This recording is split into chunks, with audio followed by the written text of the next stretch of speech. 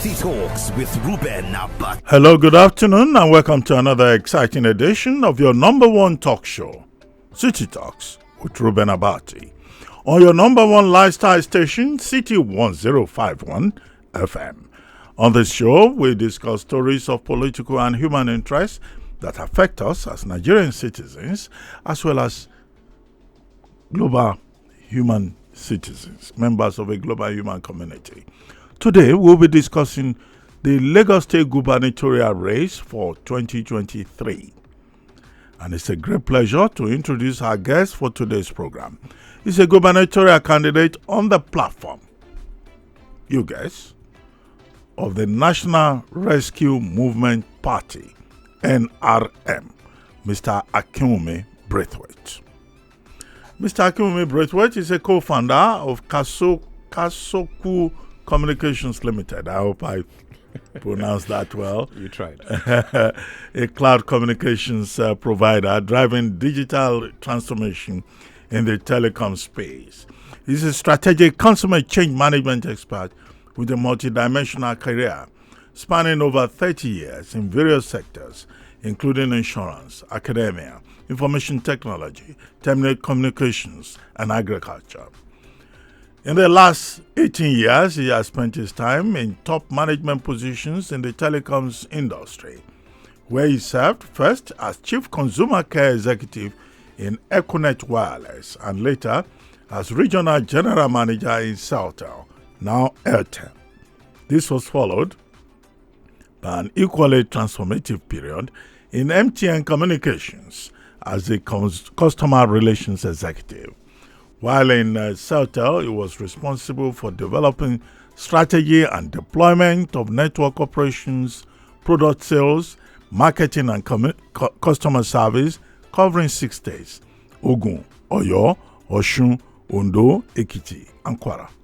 His achievements in MTN included the delivery of best-in-class distributor call centers and service outlets, leading over 3,400 high-performance personnel to provide world-class customer services to over 53 million customers across Nigeria.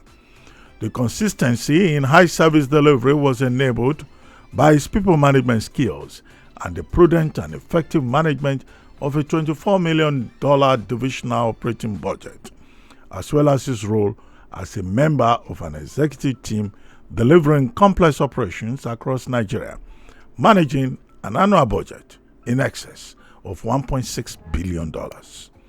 His expertise also involved assisting other operating companies in the group in other parts of Africa and the Middle East, such as Ghana, Syria, and Iran. He holds a double major BA Bachelor of Arts degree in English Language and Biblical Studies from Covenant College, United States. He's an alumnus of the London Business School, Corporate Finance Executive Program, Nottingham University, Insurance and Risk Management at the Lagos Business School, Project Management at the Wits Business School, Executive Management Development Program. He has been involved in a range of community development activities, teaching in Sunday school for over 23 years, authoring and publishing 4 books in the genre of tortoise folk tales. He's a family man, happily devoted to his wife and 4 children. He's an avid reader and is currently a gubernatorial candidate on the platform of the National Rescue Movement, NRM. If you want to be part of this conversation, you can call us on 0700 1051 1051. You can also leave a comment on our WhatsApp number 09099164403 and on our social media accounts at City1051 on Zoom, Instagram, and Facebook. Thank you very much for joining us, Mr. Akin Braithwaite, on City Talks with Reuben Abati here at City 1051 FM. It's good to have you physically in the studio. You are welcome. Thank you very much for having me, Dr. Abati. Okay, let's go straight into the business. I mean, in the next 1 hour or thereabouts, we'll be having this conversation, and others will also join us at some point to talk to you directly and ask you questions. So I will start off by asking you, National Rescue Movement. I'm sure many Nigerians have never heard of National Rescue Movement, although INEC had told us that there are 18 political parties on the ballot paper. So National Rescue Movement is one of them, certainly. So tell us first about the party, National Rescue Movement. What is it, and what is its place in the politics of Lagos State that you chose to carry the flag of this National Rescue Movement party? Thank you very much. The party, as its name connotes, is really driving to rescue us, the citizens, from the dire straits that we find ourselves, or that our rulers, have placed us in. And this party was set up in 2018. So as an individual, I'm actually older than the party. Interestingly, most of the parties in Nigeria of today are quite young. When we speak of parties in the advanced countries, these are parties that probably exceed 100 years. So we are just in the beginnings of our real democratic journey. So NRM, as a party, was incepted and registered in 2018, and then has started that journey, from then. One of the attractive things, really, for me, is the principal objective, which is that it believes that power must be used for humanity and God. And to that extent, I think that when you have that as a central objective, it really now drives what your agenda has to be. And making that sort of as a statement of intent is something that is very, very alluring to me. Now, I believe our political system is broken. I don't think too many people will doubt that. I believe that our politics really we have to press the reset button. And I think that we really need to develop a new political class.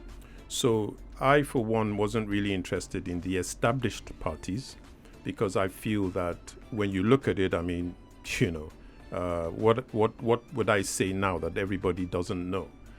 We are where we are today because of our established parties. So it doesn't really make a lot of sense, logically to me, to then ensconce myself somewhere where I think they already are heading in the wrong direction. So that's really the attraction for me, is to join something that is new, establish a new political class, and really start to build from scratch. That's the attraction. Okay, but before now, you were in the ADC, the African Democratic Congress. You were one of the persons who tried to build the African Democratic Congress in Lagos.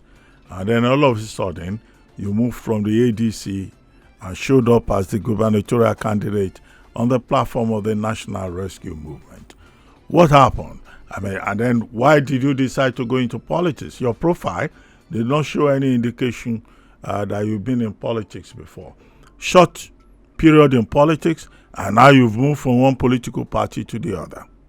Fantastic. Are we likely to see you tomorrow moving maybe to the APC, perhaps? That's a loaded question. So if we look at my political journey, it started last year in October. So I am just roughly 1 year old in the political space. And it then begs the question that you have asked, how come and why have I now moved from one to the other? So when I got into the space, I asked myself, what party should I join? Because it was very, very important at that point. And then if I just move a step back in time, the real trigger for me was October 2020. And what I live on the Lekki axis of Lagos. And the events of October 2020 have left an indelible mark in one's mind. My whole household was really traumatized by what went on, there at ground zero.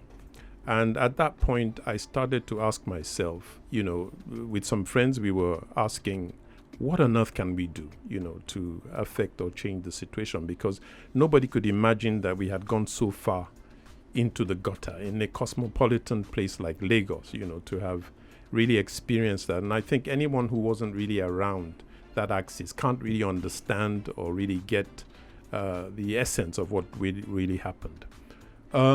So like everybody else, I was complaining on WhatsApp and all this kind of stuff. And there was something inside me that was like a void. And I just felt this can't go on like this. One cannot just be an armchair critic. So I started calling around some friends, family, and said, look, we need to get involved.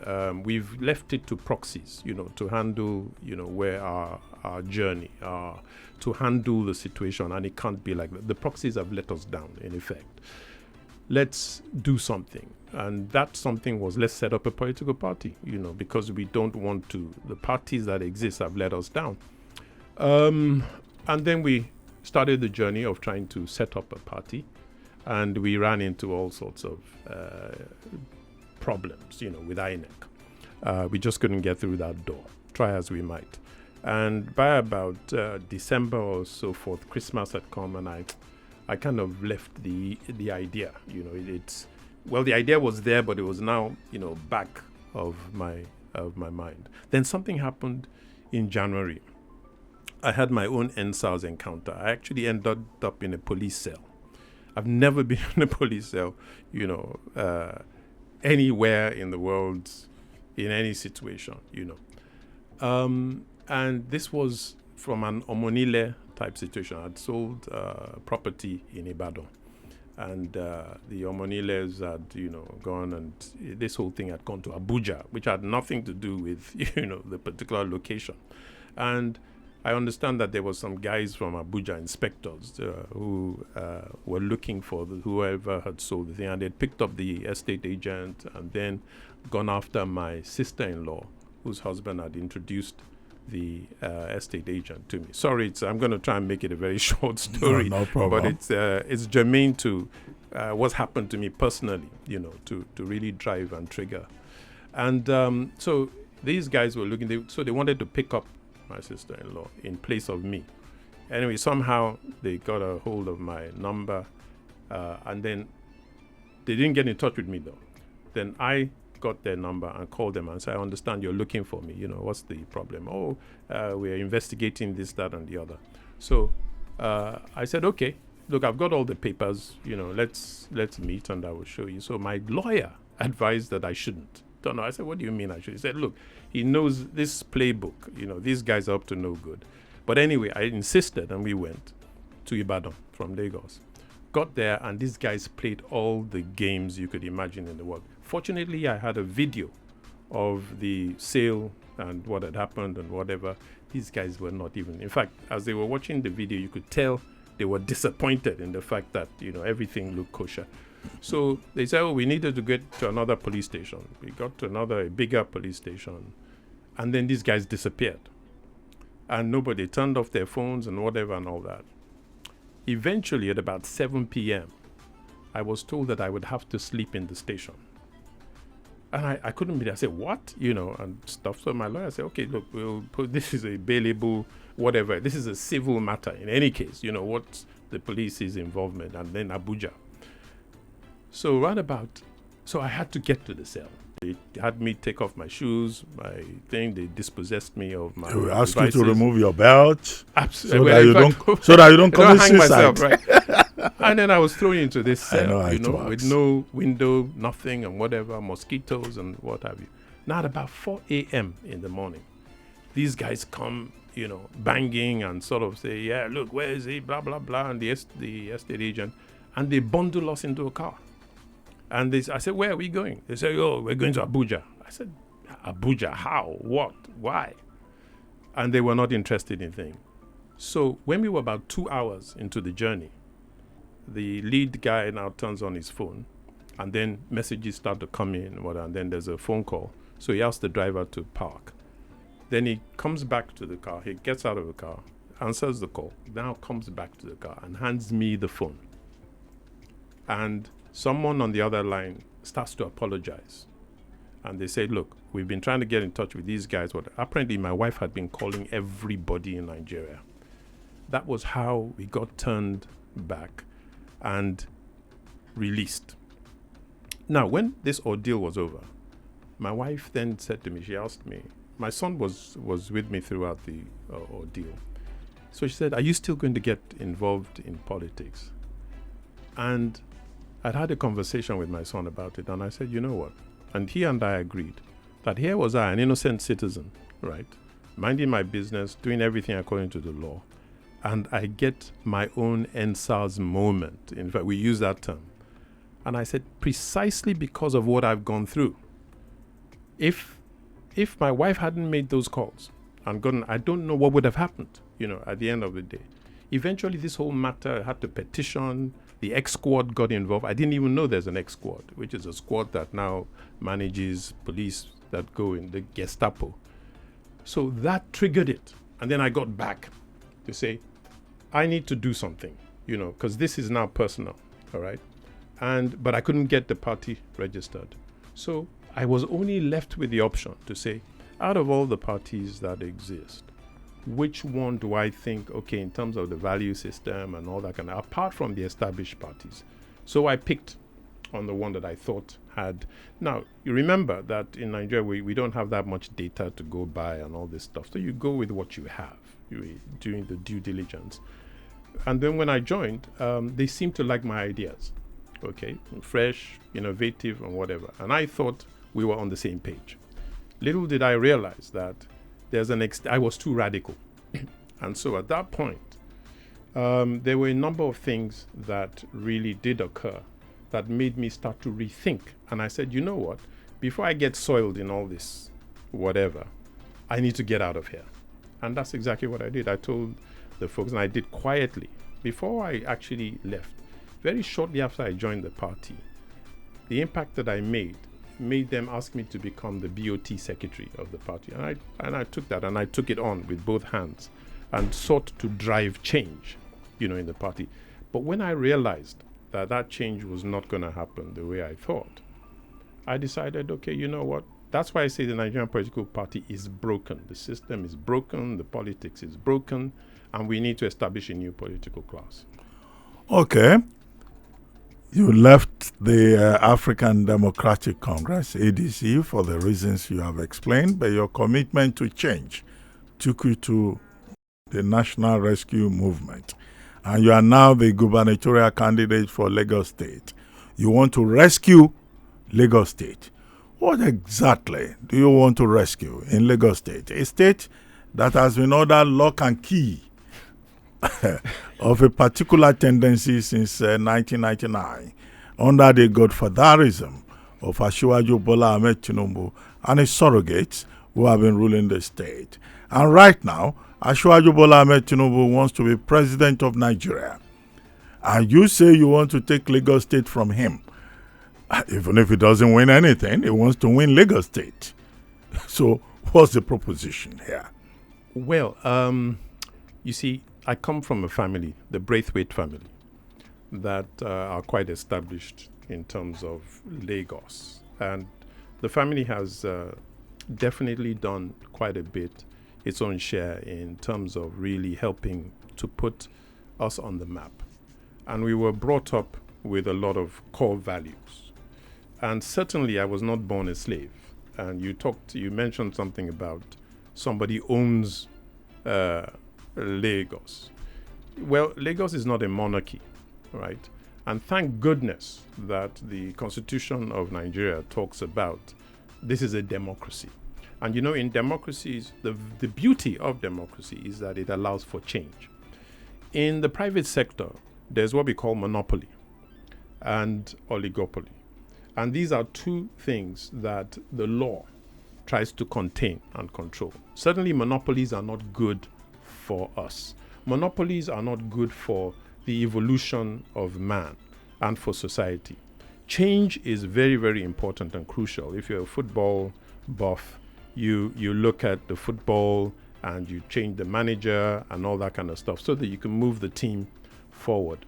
Now, Lagos is what I would describe as it's in a passable state. Yes, just like you would have your child and how you deal with your children. If your children have pass mark, yeah, so fine, it's a pass mark. But you're not going to take that as really the standard that you want your children to rise up to. So you have a high standard, and we have to have high standards in life. If we don't have high standards, we're going to stay where we are. So yes, Lagos has done some things. Yes, some things are, you can tick them off and say, yes, this is okay. But we have to tell whoever it is that you're referring to that he doesn't own Lagos, cannot and should not own Lagos. That we need to stand up and say there are other creative and innovative things that we need to do. We all travel to Dubai, we all travel to London, New York. Why? Because we're seeking to enjoy ourselves. We're seeking wonderful spaces. Lagos should be a wonderful space. It's got too much potential for us to just be satisfied that we should just give it a pass mark. No. And we need to be able to stand up. Democracy is about standing up to say, hey, look, listen, I can do something better. I can give you much more than what you have right now. And that's why democracy was created, so that you can have change, so that you can look at your priorities, set different agenda. So right now, the priority of the guys who have been in control for 20 years is different than what I would say my priorities are. For example, Lagos has a master plan. I can tell you without fear of contradiction, I would be very, very surprised if we have done up to 20% of that master plan, which is now expired. Sub-region, Ikorodu has a master plan from 2016, 2035. That master plan hasn't been touched because they're a different set of priorities. So there's a lot more that we don't have train, a metro that is traveling or circumnavigating Lagos in a modern state. Dubai started many, many years after us. It's crisscrossed with trains. At any given point in the peak hours in London, there are 500 trains that are running at peak time. So what's wrong with us? Do the whites have 2 heads, 3 heads? Why are we where we are? Why are we not much better than we are? So there's too much that has been left. There was meant to be an Atlantic road, for goodness sake, coastal road. Where are they? None of these things are there, and we're meant to accept it's like somebody saying, hey, look, listen, there's all the food in the house. Like you have an elder brother, and your father has left the whole estate to him. And he says, oh, look, here's a room for you to occupy. And yet there's mansions all over the place. So we can't settle for what we have today. We can't. 20 years is enough time to see how you could do it. It's more than enough time. That's 2 decades, for goodness sake, and more. Well, Mr. Braithwaite, it's good you've mentioned the family connection. Your uncle, Dr. Tunji Braithwaite, was the founder of the Nigeria Advanced Party. And that party was masses-oriented, on the left of the spectrum. And I recall that at that time, Dr. Braithwaite talked about dealing with rats and cockroaches in Nigerian politics. Now, you are gubernatorial candidate in Lagos State of the National Rescue Movement. And I've looked at the logo of the party. It looks like something like a mosquito or a bee. So is there a family attraction for the animal kingdom? Despite the fact that it's good to have another Braithwaite coming from that family and getting involved in politics. But what is this attraction with rats, cockroaches, mosquitoes, and honeybees and all of that? What a remarkable coincidence. Well, I think that if you look at that logo itself, it really speaks to the bee as a very, very important social animal. In the UK and I think some parts of the Netherlands, there's been a recent scare about the bee going into extinction because the bee is very, very important for pollination. It's a very, very social creature, and it helps in terms of food security. The bee is very, very important. God that created the bee knew exactly what he was doing. And if you don't have the bee, your agriculture is at risk. So the bee pollinates. It does, for those students who probably haven't studied agriculture, the bee is a central and very, very important creature. The other thing you notice about the bee is that it has a lot of delegation of responsibility. If you look at the way it builds the honeycomb and so forth, it is so deliberate in the things that it does, and you just wonder, how is the architecture around this thing done? It's fantastic. It's superb. Then, of course, you have the element of the honey, what it now gives us in terms of honey. Before you had the advent of sugar and all that kind of stuff, that was what, people relied on. So I think it's a very, very good symbol, of industriousness, of really what man can achieve when you look at the ordinary creature that God created. And it also does that, and all humanity benefits. So I think to that extent, I love that logo. It makes an awful lot of sense in terms of the impact and what we can really seek to do as human beings, as nation builders. We really need to be industrious. We need to build. We need to have teamwork, going on, because you can't do it just by one person and just by having the intent. Okay, I live in Lagos. I've been here for a while. At this moment, what the people of Lagos know is that the APC has a very formidable structure, backed by Asiwaju Bola Ahmed Tinubu. The People's Democratic Party, they brought youthful energy into this competition. And for Lagos, it's not just about Lagos State, it's also about the fact that the APC is playing heavy at the national level. And now we hear National Rescue Movement. Can you please speak to the ordinary man in Lagos State about why you think they should vote for you? A party that is new, National Rescue Movement. Some people are just hearing about it for the first time. Why should they vote for you? Knowing that you don't have members in the House of Assembly, you don't have members in the House of Reps, this is new. Mm-hmm. So is this for you an experiment? That would be a very dangerous experiment if I was getting into it for experimental purposes. I think it's more serious than that. I think that we have an existential problem facing us. Harking back to 2020, as I mentioned to you, that for those of us who were in the Lekki axis was real. If you've never seen an uprising before, then you don't want to have an uprising. But of course, you can watch it on TV and see what's happening in different countries. We are at the cusp and on the verge of an uprising because you have too many people who are unemployed. You have 2 million children out of school. Plus, in fact, we don't even know the exact numbers. That's a dangerous cocktail, to have. You have the highest rate of youth unemployment in the world. Those three elements are a very, very deadly mixture. So if I were experimenting with that, then, that's foo-hoo on me. The important thing for us all as citizens is that we need to understand that, look, we have a responsibility to extricate ourselves from the issues that we face. In this election that's coming, people will vote for an Braithwaite, who is standing on the platform of an NRM. And I want to unpack some myths that these guys seem to have sold us. The current governor, the incumbent governor of this state, only managed to amass 739,000 votes. That's a fact, according to the data. Now, there were then, 2019, 6.5 million registered voters.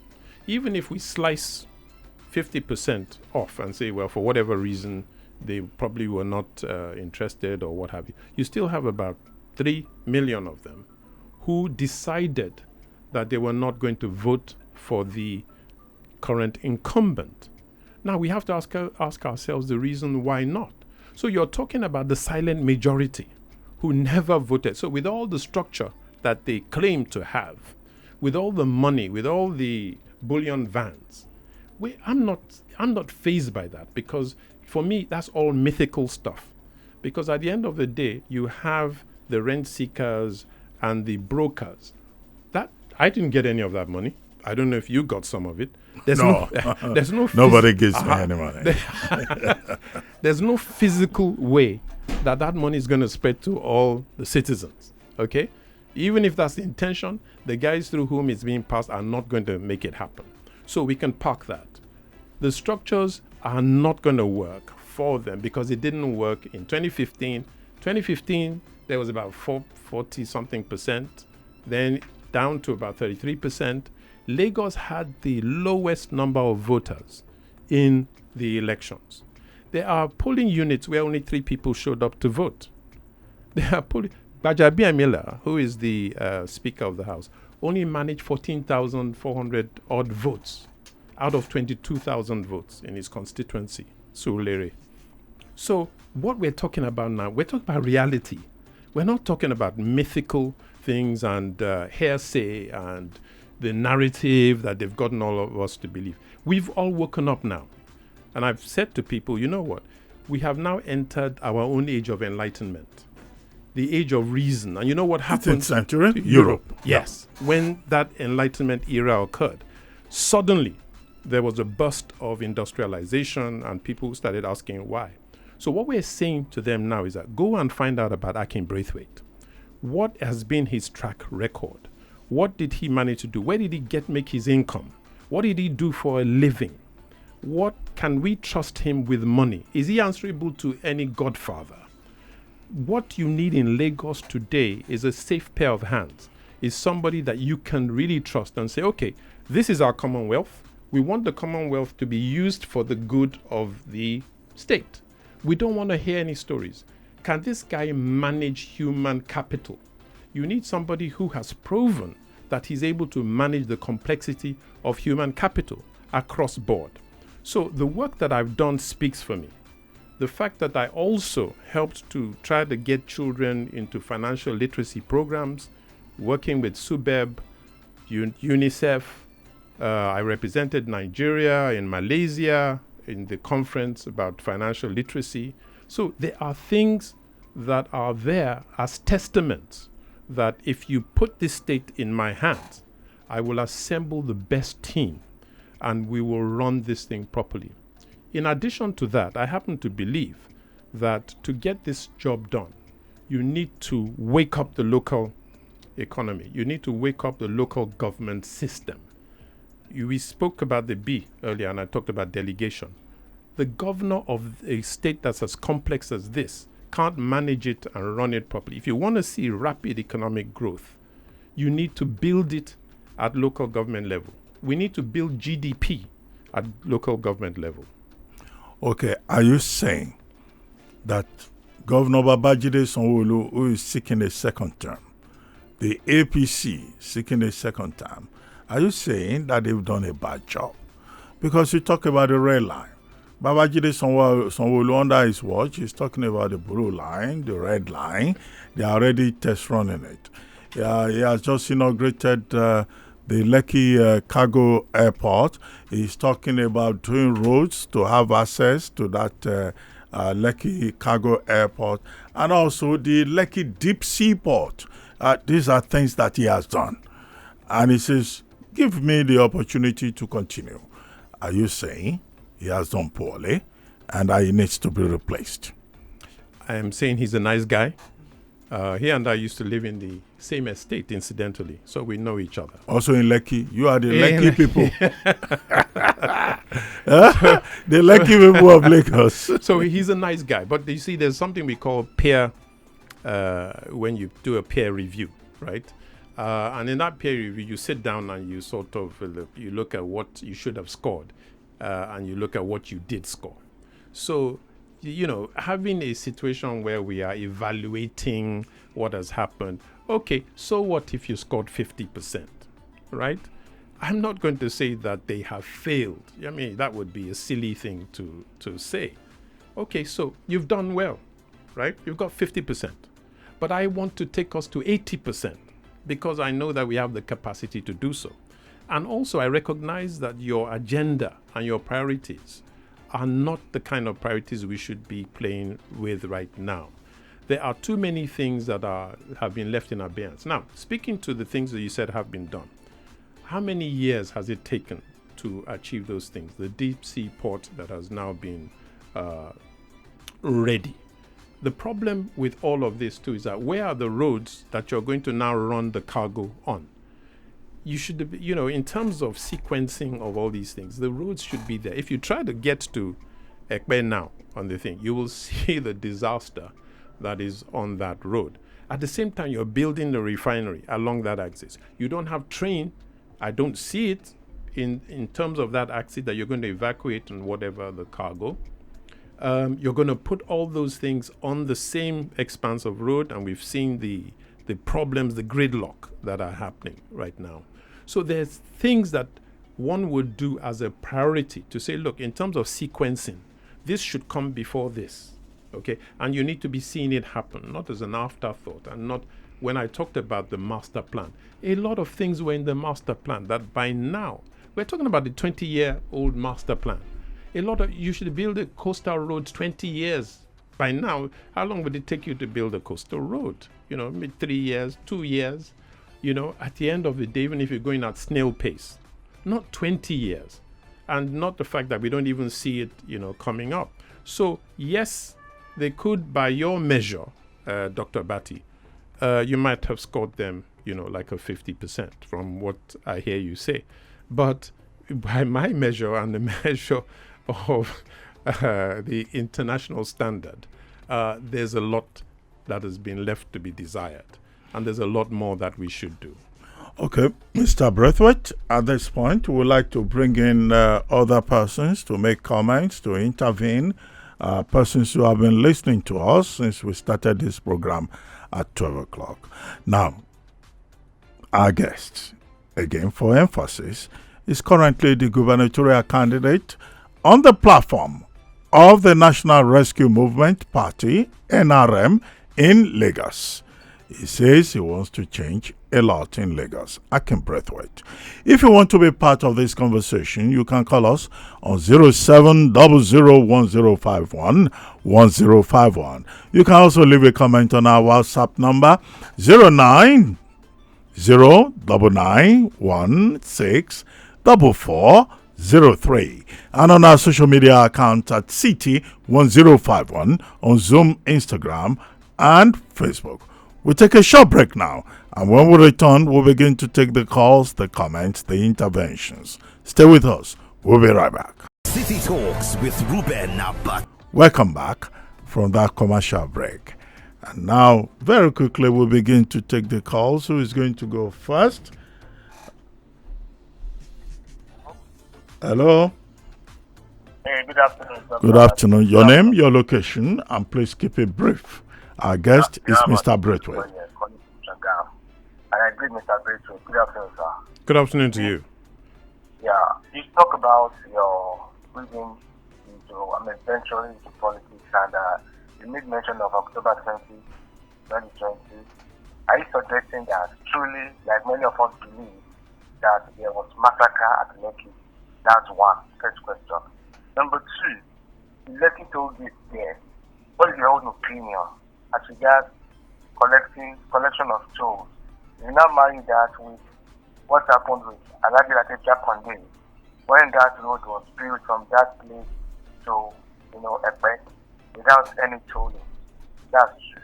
Then number three, now a lot of people have spoken about the internally generated revenue of Lagos consultants, the alphabet, whatever. Do you think that is the best way to go? And if that is the best, if that is not the best way to go, how are you going to manage the finances? Are you going to retain them? Or if you don't want to retain them, then what will be your own, your strategy as regards that? And finally, the issue of Agbero in Lagos. You have been to London, you have been to America, New York. Have you ever found Agbero on the street, slapping people, beating people? And somebody will be posting that you have the master plan of Lagos. Let's talk about the master plan of Lagos. The master plan of Lagos was not, was not controlled, designed in 1999. Jakonde had the master plan. There was a plan before Jakonde. The late Brigadier, the former governor, I forgot his name now, of blessed memory. Then Jakonde had his own plan. What has happened to the ground of Jakonde? Now we're talking about rewriting the history. Everybody knew who well in Lagos and who did not do well. Thank you. Okay.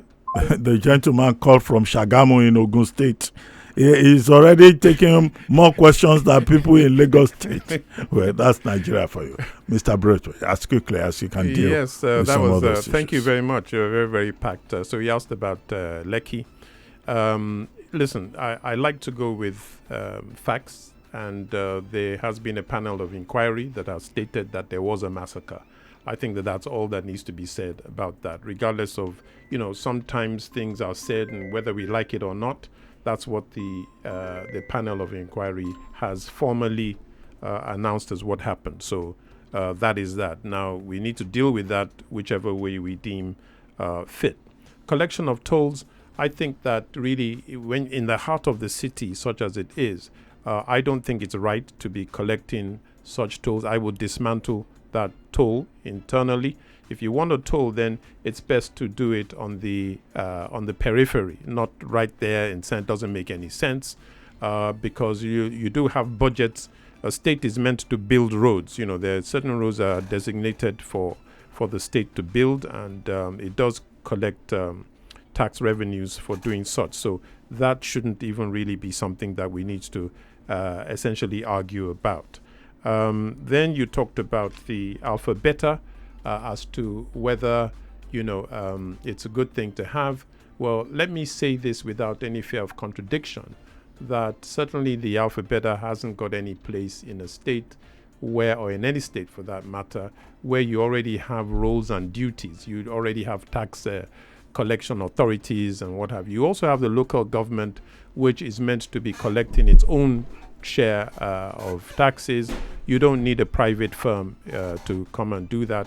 Maybe you needed it as a consultancy to help structure it, but certainly not as an ongoing thing. I mean, can you imagine if I were governor and then I decided to have my own beta alpha, and say, oh, yeah, this alpha beta is no good, therefore I put in beta alpha to be my own ears and eyes. No. So I don't think it has any place, and again, that should go. It's served its purpose, and we might even have to ask as to whether it's collected more than its fair share, and maybe it needs to even return something. The Agbero syndrome, again, that's again barefaced, broad daylight extortion racket, if we want to call it what it is. And can you imagine? We hear so many different opinions as to how much money they collect on a daily basis. I'm not going to speculate as to how much that is because, again, there's no receipts. Nobody has the hard facts. But it does appear that there's a lot of money that's going through. That's a massive leakage. And as to why the state wouldn't kind of say, hey, look, listen, this needs to stop. And there are agencies already that are meant to be handling transportation, public transport and all that. So again, that would have to fold up. But let me say that I believe in the dignity of the human being. And to a large extent, I believe that there's another dimension to this Agberoism. And I think it's a human problem. It's really a tragedy because these guys are victims. You can imagine from the age of 15 or thereabouts, and all they've been taught how to do is just hustle and get money from people. I think it's wrong. They need to be trained. So in order to really kind of stop it, we need to bring in a system whereby we look at each one of them. Some of them even need mental health care.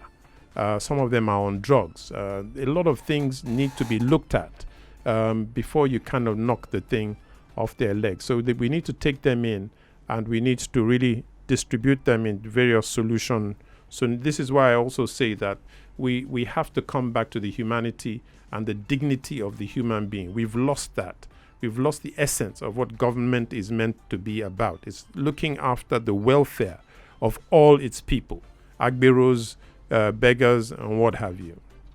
So that's what I would do. I would really, really make this an emergency thing. Look at how we're going to help these folks who are really victims. The master plan, again, I think you've said that. It is what it is. There are master plans. Every government has master plans. Can you build on the master plan? You should. And you should have accountability. The reason why these guys are not really following plans is because we're not holding them accountable. And it should be accountability at local government level. Thank you. Okay, we'll take another call. Do we have another caller on the line? Hello? Yes, please go ahead. And please don't ask 5 questions like the last caller. Just keep it very brief so that we can give more people. Number one, I want to thank your station and you yourself for inviting Abati to the studio. Because I never knew him before. I don't know the name of his party. So your station is so generous. So, by the way, the present government in Lagos State, Prince Y is calling from Akinwunmi. I want this man to come back for second term. Why? Lagos Badagry Expressway was stopped for complete 4 years, nothing happened there. Hello? Looks like we lost that call. The gremlins. Yes, how can you say for complete 4 years, nothing happened in Lagos? The Sanwo-Olu administration has been, continuing with some of the projects of the Ambode administration. Precisely. Some of the projects that he has completed, have been a continuation of what Governor Akinwunmi Ambode did. Well, but if you are able to call us back, please do so. Is there somebody else on the line? Hello?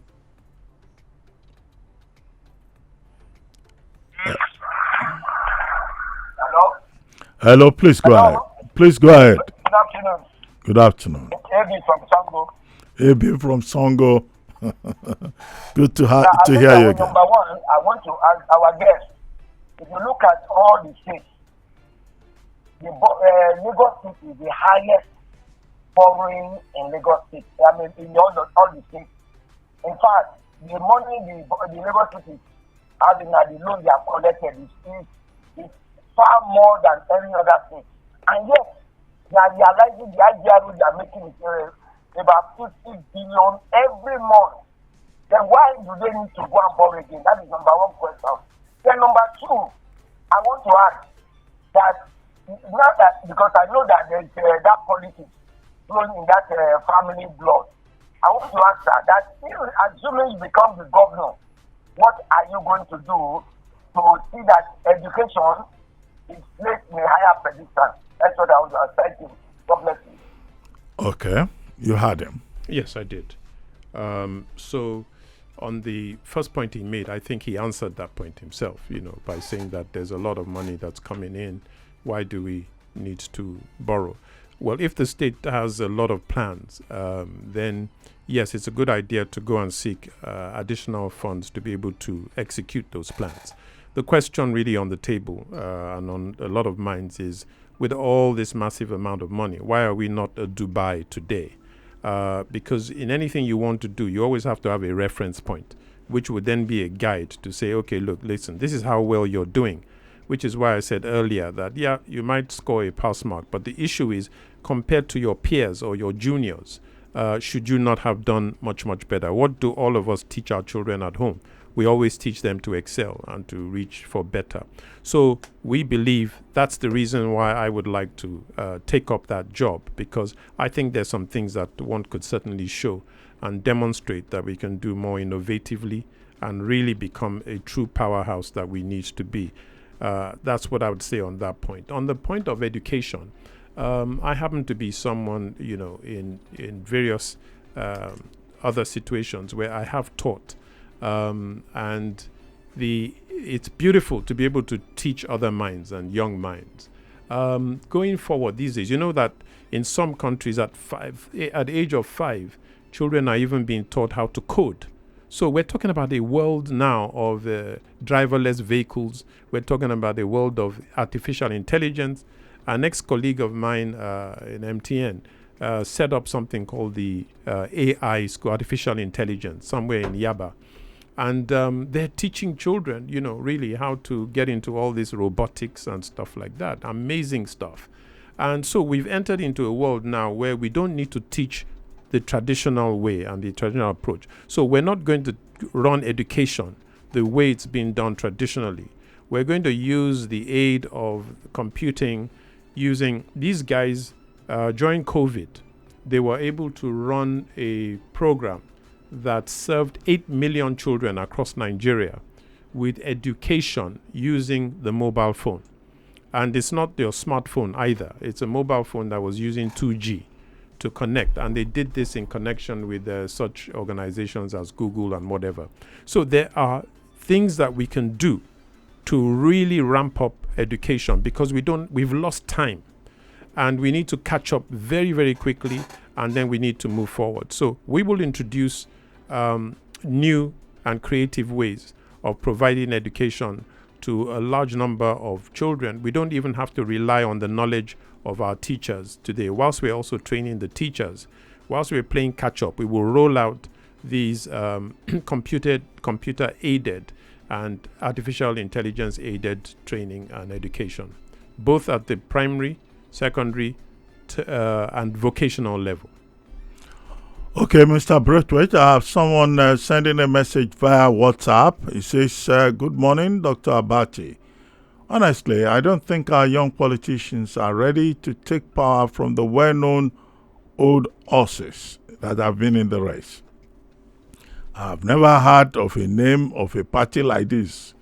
And if truly the party is established or was formed in 2018, why wait till now? I doubt if Nigerians have heard of National Rescue Movement Party before now. This is why the old horses will continue to dominate and win election. Why? Because they are rooted in grassroots lobbying and party politics. If you want to win election in Nigeria, you must start the process before the election so that people will know your party and what you stand for. I think National Rescue Movement Party is a mushroom party of one of the bigger parties. This party can't win a local government in Lagos. Adegboyega Adedeji. Dr. Abati, please read my message. Thank you. I've done so. Over to you. Thank you very much, Adegboyega. One of the challenges that I think that we need to get over is this idea of starting from scratch, starting from new.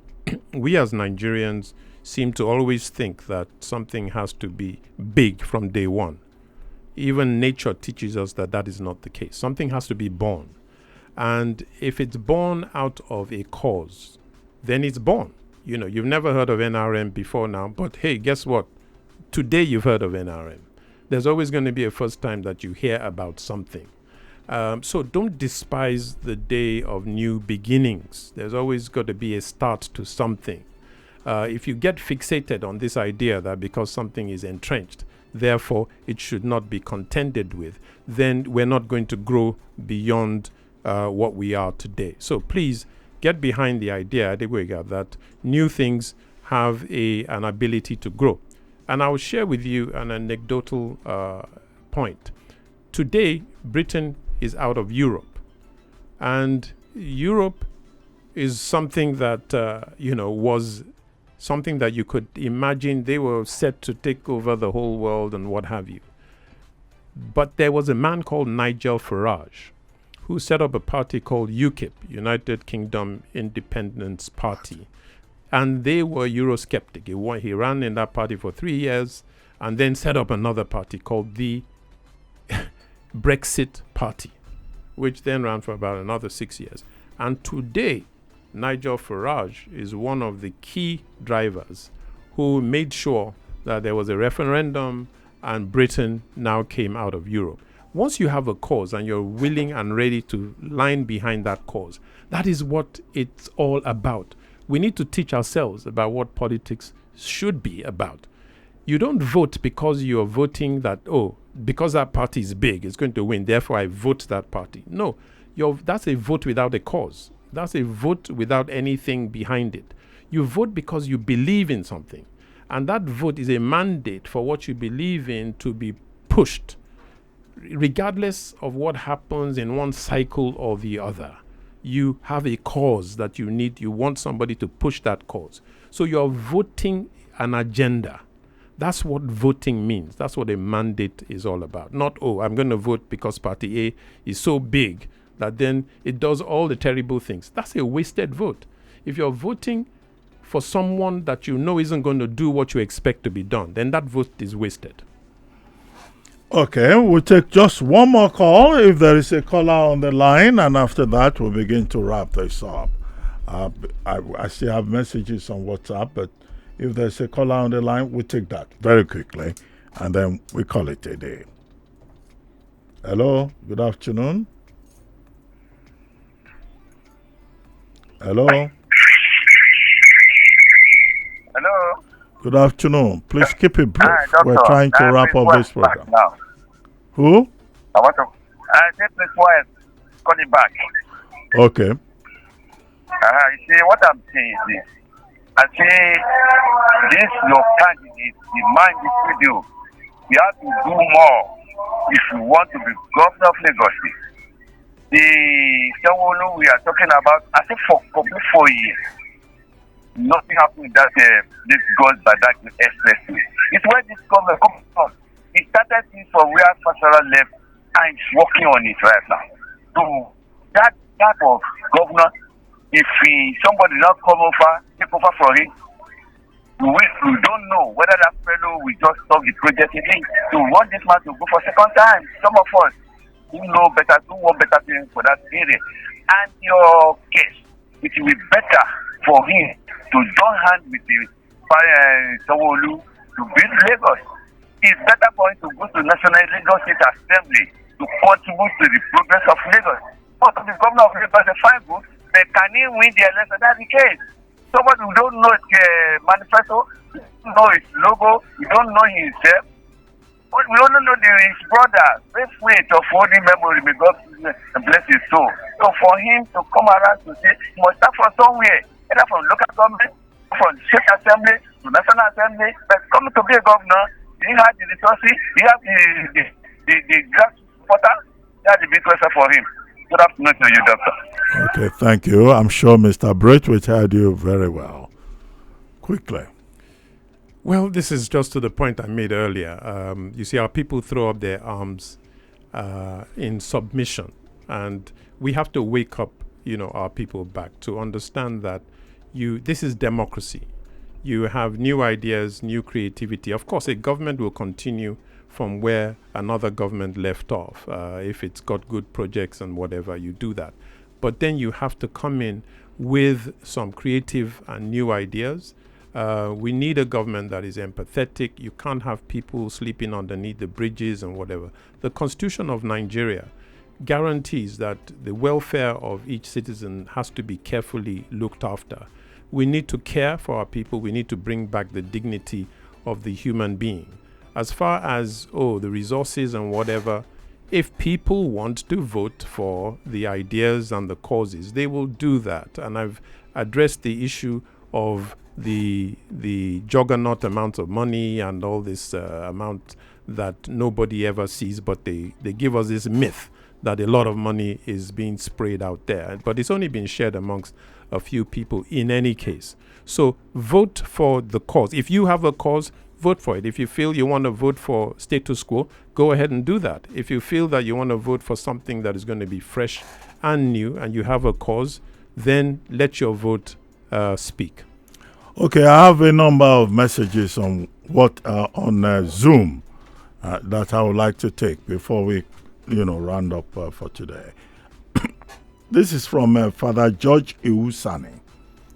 He says, congratulations on today's outing.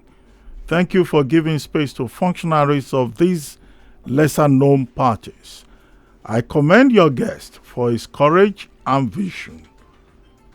Just a moment. This computer's...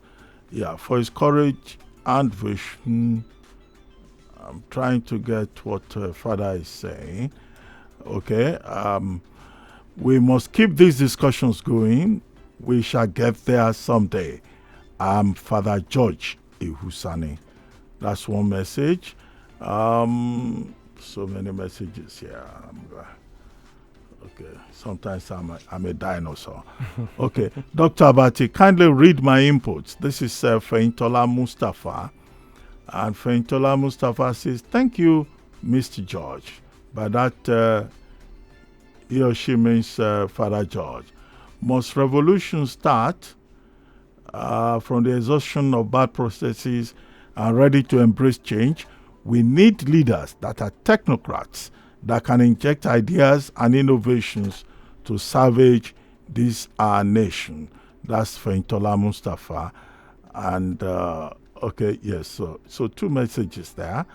Then Dr. Favor Ayodele Braithwaite is the only candidate with an unconventional ideology. But I guess we have to go. I can't keep reading all the messages on Zoom. If you just have any, comments on some of those interventions. Yeah, you see, they talk about unconventional, and I think that we have come to the age of enlightenment, as I said earlier.